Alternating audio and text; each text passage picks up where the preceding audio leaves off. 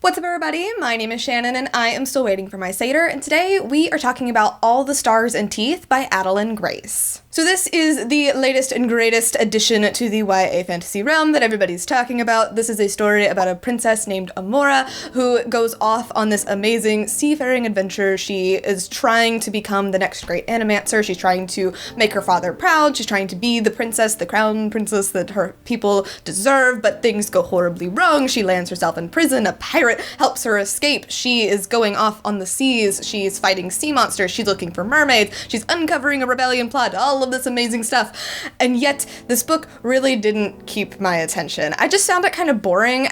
People have really been hyping this book up, and I just really couldn't get into All the Stars and Teeth. That could be because I listened to it, and I'm going to say right now, I do not recommend listening to this book. The narrator is not very good. Her voices were weird, especially for the guys, and especially for the main two guys. They sounded whiny and too young.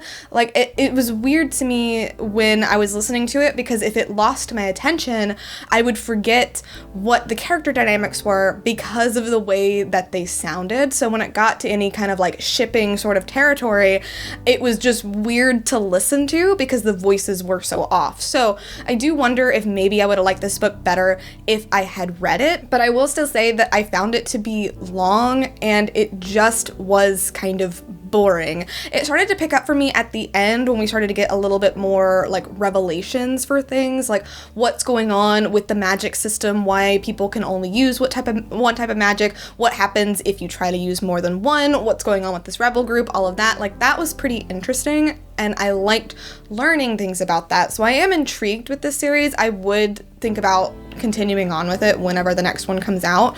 To me, it's very similar to when I read Three Dark Crowns. The first one was interesting, but it didn't really like grab me, and it got better as it went on. So I'm hoping the same thing will happen with this series, because it is a cool premise, but it just wasn't all that exciting. I did have somebody talking to me saying that they were really looking for some kind of like mermaid adventure, and that's not really this book. There is a mermaid, but it just wasn't what I was expecting it to be. I was hoping for more Pirates of the Caribbean vibes, and they're there. It just wasn't all that exciting. So I'm giving this book a B-. I'm giving it the benefit of the doubt. I think that a lot of my problems with it did come from listening to it. I think that the narrator just really didn't do it for me, and that's why it just really couldn't hold my attention. But I did still find the story itself kind of boring. It wasn't super exciting. It wasn't necessarily things that we hadn't seen before, and I am a little bit worried with where the story is going.